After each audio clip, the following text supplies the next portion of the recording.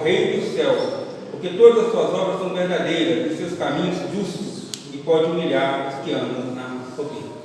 As palavras dos nossos lábios, o meditado do nosso coração, sejam agradáveis na presença do nosso Deus. A soberba humana é uma afronta ao Deus Altíssimo. A definição de soberba, como eu já adiantei, é aquela pessoa que acha que ela pode fazer tudo, que ela é independente, principalmente do Deus Altíssimo. É aquela pessoa que acha que ela está, como diz o ditado, né, por cima da carne seca. É aquela pessoa que se acha superior às outras. Aquela pessoa que acha que todos lhe devem obediência e serviço. E todos têm que fazer a sua vontade. Aquela pessoa que acha que os seus feitos são perfeitos e que ela não, que tudo que ela faz não vai ter defeito, não vai ter falha. E com isso ela começa a se exaltar, o orgulho, né? Ficar orgulhosa. Essa é uma pessoa soberba. Quer ver um exemplo de soberba? Se for verdade, uma frase referente a um navio que afundou há mais de 100 anos, o Titanic, um navio que foi construído em 2 anos. No final de 2011 ele ficou pronto e fez a sua viagem inaugural no início de janeiro de 1911. E em 1912, 10 de janeiro de 1912, esse navio, que cabia mais de 2.400 pessoas, ele então vai fazer a sua primeira viagem saindo do Reino Unido, da Inglaterra, em direção a Nova York, nos Estados Unidos. 4 dias depois da sua viagem, ele colide com um iceberg que faz um rasgo, um casco de dezenas de metros, né? Mais de 60 metros, rasgando o casco. Alguns hoje calculam que provavelmente por segundo estava entrando toneladas de água ali naquele barco, e por isso que ele afundou, não resistiu. Mas o que tem a ver com soberba? Tem a ver com soberba que atribui uma frase aos construtores do Titanic. Quando fala atribui, que não tem como afirmar se realmente ela é verdade, mas uma frase que diz assim: nem Deus afunda este navio. Creio que todos que conhecem um pouco a história do Titanic já devem ter escutado essa frase. Não sabemos se ela é verdade, mas podemos supor que ela é verdade. Sabe por quê? Porque o fato é que o número de botes salva-vidas naquele grande navio era a metade do necessário. O objetivo deles era, quando eles colocam apenas a metade, que a pessoa ali da primeira classe, eles tivessem mais espaço para o seu lazer, daqueles que pagavam mais caro, e era um barco muito luxuoso para a época. Então, se tinham a metade dos salva-vidas, dos botes salva-vidas, eles poderiam ter, mesmo que não afirmado em palavras, falar assim: não vai acontecer nada com esse navio, ele vai chegar ao seu destino, ele vai durar, né, até quando ele ficar ultrapassado. É uma soberba. E com isso, no seu naufrágio, mais de 1.500 pessoas morreram. Mais de 1.500 pessoas morreram. A soberba humana, ela é uma afronta ao Deus Altíssimo, porque ela coloca de lado exatamente a dependência do Deus Altíssimo. Nesse livro de Daniel que nós temos pregado, chegamos aqui agora no capítulo 4, Daniel, até o momento aqui, parece que o personagem central desses primeiros capítulos não é o profeta Daniel, e sim o rei Nabucodonosor. Porque no primeiro capítulo, ele interroga aqueles jovens que foram levados cativos para lá. E ele acha Daniel e seus amigos 10 vezes mais sábios, mais loucos do que os outros. No capítulo 2, ele faz aquela grande estátua, no capítulo 2 ele tem aquele sonho daquela grande estátua, em que ele era a cabeça de ouro daquela estátua, mas lembra que ele não sabia o sonho, e ele cobra os seus servos que interpretam os sonhos, senão todos iriam morrer.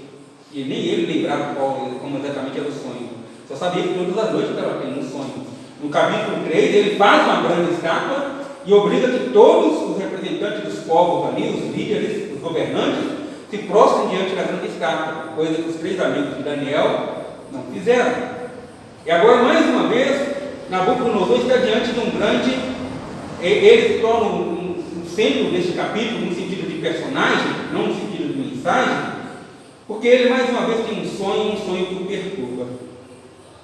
Mas o interessante é que até chegar ao final do capítulo 4, no último verso, onde Nabucodonosor fala assim: agora pois eu, Nabucodonosor, verso 37, eu louvo, eu exalto, eu glorifico ao Rei dos céus. Até chegar nessa afirmação aqui, Nabucodonosor já tinha passado por algumas experiências com o próprio Deus Altíssimo por meio dos seus servos. Ele já tinha passado para isso.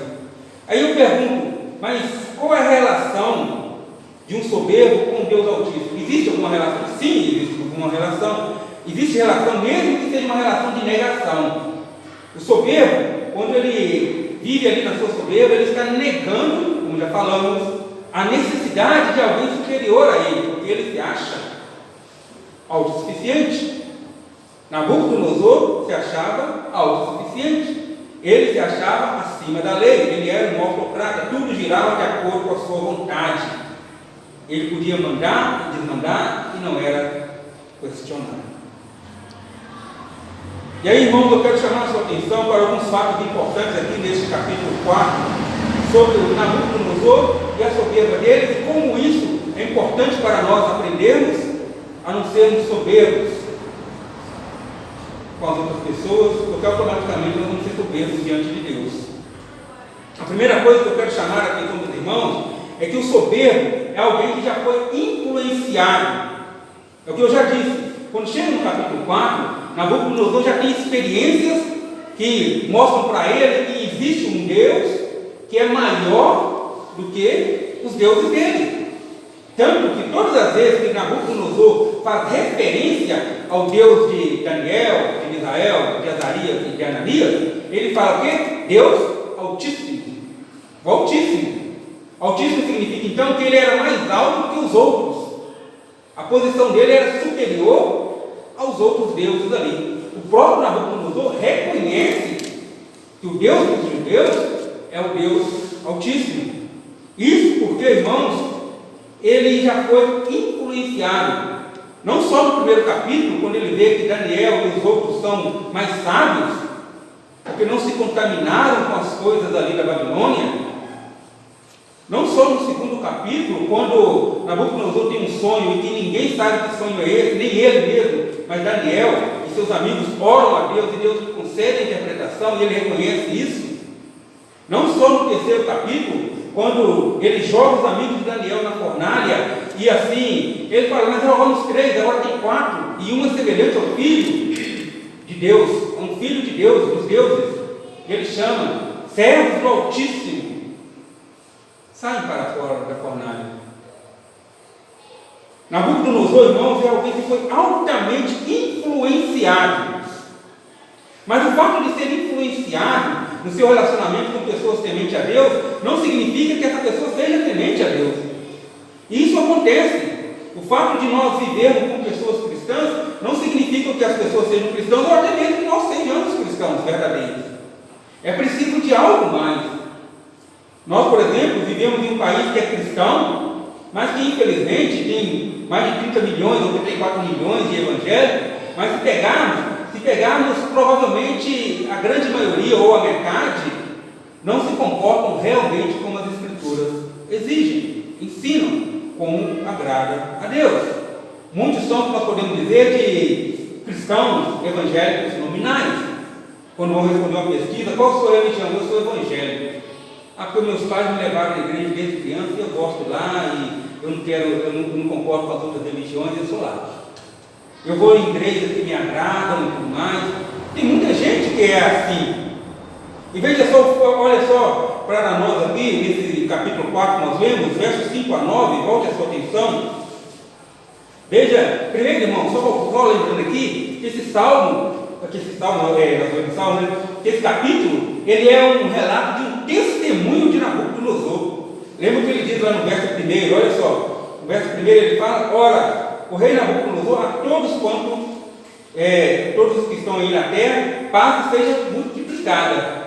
Ele fala assim, me pareceu bem, verso 2, fazer conhecido os sinais e maravilhas que Deus Altíssimo tem feito para comigo. Então é um testemunho dele. E os versos finais, o verso 20, o verso 30, esses versos vão os versos 36 e 37 mostram ainda mais que esse capítulo é um testemunho de Nabucodonosor.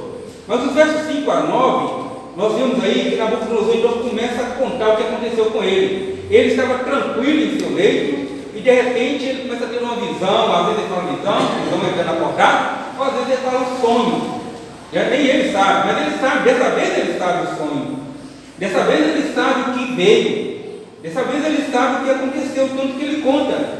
Sonhei que uma árvore que estava crescendo, a árvore se tornou tão grande que ela chegou aos céus, e ela era vista de todos os lugares da terra, e os animais iam fazer morada debaixo da sua sombra, os animais achavam nela sustento, as aves faziam morada em seus galhos. Que sonho é esse? Mas de repente vem alguém e fala assim: corte essa árvore, derrube essa árvore, retire as folhas dessa árvore e mantenha apenas a sua raiz e amarre a sua raiz com correntes. E isso então incomoda Nabucodonosor. Vejam, irmãos, a grande diferença é que aqui Nabucodonosor, quando chama os seus servos para interpretar, ele não faz mais ameaça. Ele fala assim: eu baixei um decreto para que se apresentasse diante de mim todos os sábios, e eu lhes contei o sonho. Isso é atitude, não que Nabucodonosor havia aqui se convertido, mas é a atitude de quem estava em contato com alguém temente a Deus, ou com mais de uma pessoa temente a Deus. E lembra, Daniel era aquele que estava ali sempre no palácio, e o comportamento de Daniel influenciava de forma positiva o rei, embora nem ele percebesse. Mas o interessante é que dessa vez ele não faz ameaça, ele chama: olha, o sonho é esse, vocês conseguem interpretar? Ele fica triste porque os seus servos não conseguem interpretar, até que vem Beltesazar ou Daniel e ele lhe conta o sonho.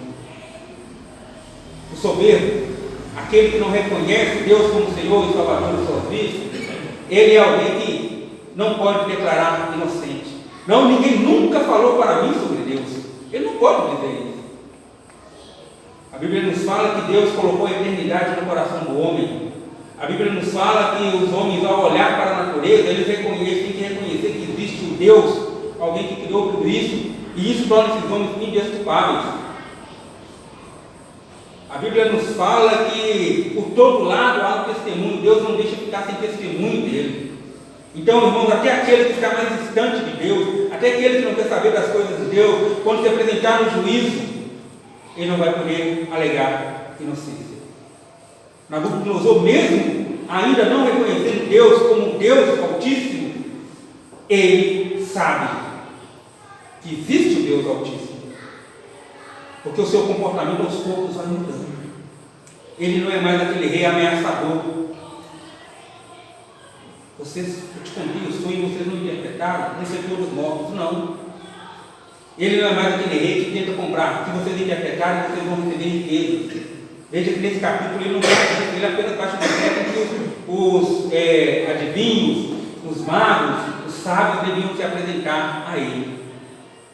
A outra coisa sobre o soberbo, que o soberbo é alguém que se acha grande. Primeiro que alguém já foi influenciado, agora o soberbo é alguém que se acha grande. Nos versos 20 a 28, depois de contar o sonho, depois de Daniel falar a interpretação do sonho, Nabucodonosor é aquele que se acha grande e olha, ele vai exaltar a sua própria majestade. Mas isso não é de agora. Lá no capítulo 3, nós falamos no domingo passado, ele faz uma estátua de quase 30 metros de altura, 6 de largura, e provavelmente essa estátua representava a própria imagem dele, para todos vão ter que se dobrar diante dessa estátua. Não há, claro, uma confirmação, mas por causa do seu ego, que leva a crer que ele fez uma estátua dele mesmo para ser adorado. Alguém que é soberbo, e nós não podemos ser assim, é alguém que não reconhece que todas as coisas que acontecem, sejam elas boas, sejam elas ruins, acontecem porque estão debaixo da mão de nosso Deus, do governo dele. Tiago fala em sua carta assim: olha, vocês ficam fazendo planos, mas em vez disso vocês deveriam dizer assim: se o Senhor quiser, nós não só faremos isso, como faremos aquilo. Quantas pessoas, e quantas vezes até nós mesmos esquecemos de colocar Deus nos nossos planos, fazer os nossos planos e depois apresentar: Senhor, este é o meu plano. O que o Senhor acha? Tem a sua aprovação? Mas muitas das vezes fazemos os nossos planos, ou a grande maioria das pessoas fazem os planos e não procuram a orientação de Deus, ou falam assim: Senhor, abençoe o meu plano e pronto. E segue adiante na sua jornada, na sua caminhada. Nabucodonosor estava neste caminho, de querer se afastar, de querer fazer as coisas do seu próprio jeito, mesmo já tendo conhecimento que existia um Deus que é maior do que seus deuses. Irmãos, nós não podemos ser assim. Temos planos, devemos ter planos. A Bíblia fala isso, né? Provérbios, Salomão fala isso. O coração do homem pode fazer planos.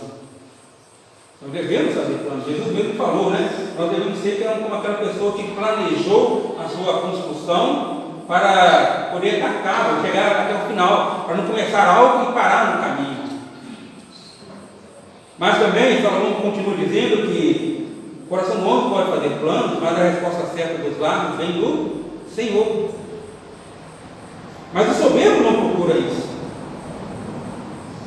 Outra coisa sobre o soberbo é que, e graças a Deus por isso, é que soberbo, seja ele quem for, seja pessoa que é pouco soberbo, e tem muitos momentos na vida que nós agimos assim, tem pessoas que são muito soberbas, não importa o grau. O que importa agora é que nem o soberbo, nem a pessoa mais soberba, ela resiste ao Deus Altíssimo. Por isso que nós cremos em uma das doutrinas da graça, que é chamada graça irresistível. Ou seja, quando Deus resolve olhar para o soberbo, quando Deus resolve olhar para o pecador, quando Deus resolve olhar para você, você pode fazer o que for, mas você não vai resistir ao chamado dele, ou não resistiu ao chamado dele. E os versos 31 a 33 mostram exatamente isso. Veja, o sonho de Nabucodonosor era o quê? A grande árvore era ele. Daniel falou. Daniel ficou tão atônito, Daniel ficou tão assustado. Não pode me contar, Daniel. Eu sei que pela sua expressão, pela aparência do seu rosto, esse é algo terrível, não pode falar. Tanto Daniel desejou assim, bem podia ser para aqueles que são seus inimigos, mas o sonho pode ser. Nesse sonho, essa árvore grande é o Senhor. O Senhor que está dominando sobre toda a terra. E aqui, irmãos, muitos dizem que provavelmente Babilônia já tinha vencido o maior inimigo, que era o Egito. Até então, por isso que nesse momento Nabucodonosor estava tranquilo. Ele estava calmo lá no leito dele, porque o maior inimigo dele já tinha sido derrotado, que era o Egito. Mas ele é incomodado por este sonho, onde ele é aquela árvore, e essa árvore vai ser derrubada. E essa árvore vai ser jogada ao chão. E essa árvore vai perder a sua majestade. Essa árvore vai perder a sua beleza. E isso acontece. Mas o interessante também, quando fala além da cepa, fala assim: olha, ela vai ficar. Não arranque a raiz. Amarre. Olha, Nabucodonosor, olha, rei, é o Senhor, mas o seu reino vai permanecer por enquanto. Não, ele não é eterno, né? Mas ele vai permanecer. Depois de 7 anos, o Senhor vai ser restaurado a sua posição. Daniel faz um alerta interessante para Nabucodonosor: Rei, se arrependa. Se arrependa enquanto ainda é tempo. De repente a sua tranquilidade vai ser prolongada. Irmãos, isso mostra para nós que mesmo a pessoa mais soberba, ela ainda é alvo da misericórdia de Deus. O reverendo Hernandes diz que quando Deus anuncia o juízo dele, se você olhar para trás, ele já falou da misericórdia. Deus não chega de uma vez com a palavra de juízo. Deus chega primeiro dando sinais da sua graça. Deus chega dando primeiro sinais da sua misericórdia. Lá no capítulo 1, quando o rei conheceu Daniel e seus amigos. Lá no capítulo 2, quando Daniel interpreta o sonho e o rei reconhece e deixa Daniel na posição de destaque, os seus amigos também. Lá no capítulo 3, quando Deus livra aqueles 3 homens da fornalha, aqueles 3 jovens, o rei tinha que olhar e dizer assim: esse Deus é que eu quero. Os meus deuses não podem nada contra esse Deus desses judeus. Eu quero esse Deus para mim. Ou seja, Deus, quando Ele chega a anunciar o seu juízo, Ele já deu várias provas, Ele já mostrou várias vezes a sua misericórdia. Ele já estendeu a sua mão várias vezes. E assim Ele fez com Nabucodonosor. Mas não adiantou. Quando Nabucodonosor é atormentado pelo sonho, lá no capítulo 2, no capítulo 3 ele vai fazer uma estátua. Era uma grande estátua. No capítulo 2 ele faz uma estátua para ser adorada. Mas Deus, irmãos, a sua graça é irresistível. E Deus então resolve chamar Nabucodonosor de uma forma que ninguém imaginava. Como seria tão bom, né? Se os milagres realizados por Deus fossem suficientes para salvar alguém. Em uma determinada ocasião, eu permito aqui abrir aspas, como eu e mais um presbítero fomos atender uma necessidade, e alguém chegou lá na igreja e falou que estava tendo um problema lá na casa, lá, com uma criança, e essa criança estava manifestando, e assim nós fomos, eu e esse presbítero, nós oramos, e pela graça de Deus a situação foi resolvida. Os pais, os avós falaram que eles estavam mais de 2 horas tentando resolver, e ali no canto, no altarzinho que tem em casa, as velas, as imagens de deuses falsos, de santos, nada podiam resolver. Pela graça de Deus foi resolvido. Assim, se comparar com o tempo que estava em um instalar de Deus. Voltamos para o culto. Alguém poderia falar assim: então é suficiente, eles poderiam pegar aqueles deuses e falar: só não queremos mais vocês, porque quando nós mais precisamos, vocês nos abandonaram, ou não fizeram nada. Mas não foi. Porque, irmãos, um milagre, um livramento, ele não significa necessariamente que vai produzir a salvação na vida da pessoa, a não ser que o próprio Deus queira. Então, Nabucodonosor, quando vê aqueles homens sendo livres, não é o suficiente para ser salvo, porque Nabucodonosor tem um problema sério que está no coração dos homens, que é a soberba, que é o orgulho, que é o não querer reconhecer. Então, o que Deus vai fazer aqui? Deus vai humilhar esse homem, mostrando que quando Ele quer salvar alguém, se preciso for, Ele vai humilhar para fazer a sua vontade. Ele vai jogar essa pessoa no chão. É só lembrar de Paulo, né? Paulo foi jogado literalmente no chão. Paulo ficou 3 dias sem enxergar, 3 dias na escuridão. Era Deus humilhando também, ali, quebrando o orgulho daquele homem.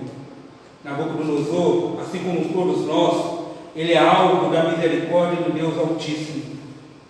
Enquanto ele está ali naquele período como um animal, em que crescem os pelos como fosse um animal, as suas unhas crescem, ele praticamente deve ficar irreconhecível, ele está amarrado, ele está acorrentado. Deus ainda deixa nele um pouco de razão, até que um momento chega e ele reconhece. Ele olha para o céu, e ele reconhece: há um Deus. E esse Deus é o que eu quero. O Deus Altíssimo. O Deus que é o único Deus. O Deus que é Deus verdadeiro. O Deus que tem o poder para dar o reino dele, o reino dos homens a quem ele quer, sejam grandes, sejam pequenos. Esse é o Deus Altíssimo. Agora sim, finalmente, Nabucodonosor reconhece o Deus Altíssimo. Vamos caminhando aqui para o final. Quero voltar lá no exemplo do Titanic e dizer o seguinte: quando uma pessoa é soberba, ou quando eu ajo com soberba, com orgulho, isso não afeta só a mim, isso afeta a outros. Lá naquele navio, a soberba, pode não ter existido a frase, mas a soberba existiu, porque se não tivessem tirado todos os botes ali, ou metade dos botes, com certeza o número de mortos seria bem menor. Bem menor. Em vez de mais de 1.500 pessoas, talvez nem a metade teriam morrido. Salvaram-se 900 pessoas. Mas é soberba. Por mais que não tenham dito nem Deus afunda este navio, mas na prática eles fizeram exatamente isso. Não precisa de tanto de coisa para segurança, porque esse navio ele é seguro, ele vai levar as pessoas tranquilas ao seu destino. O soberbo, quando eu começo a agir com soberba, quando você começa a agir com soberba, quando nós agimos com soberba, nós afetamos não só a nós mesmos, mas também a outras pessoas. Porque nós somos seres relacionais. Veja que Nabucodonosor aqui, quando ele é alertado por Daniel, que a interpretação era diretamente para ele, não era para o reino dele, era diretamente para ele. Daniel dá um conselho para ele: rei, arrependa, verso 27, aceita o meu conselho, põe termo a esse comportamento seu, esse comportamento soberbo. E ele fala assim: age de misericórdia para com os pobres, olhe para as pessoas ao seu redor. Mas Nabucodonosor não fez isso. E ao cabo de 2 meses, um ano depois, provavelmente ele tinha esquecido da profecia. Ele então chega na sacada do seu palácio e olha para a Babilônia, a maior cidade do mundo naquele tempo. Olha o que eu construí para o louvor da minha majestade, para a glória da minha majestade. Olha o que eu fiz, não tem ninguém maior, melhor do que eu. De repente ele vai, pouco tempo depois ele está entre os animais. Mas Deus, na sua misericórdia, permite que ele reconheça. Deus, irmãos, na misericórdia dele, ele permitiu que nós estivéssemos aqui esta noite para louvá-lo, para adorá-lo. Todos aqueles que se acham, ou que acham que não precisam de Deus, se tornam soberbos em seu comportamento. Vamos ler Tiago capítulo 4, versos 6 a 10. Tiago 4.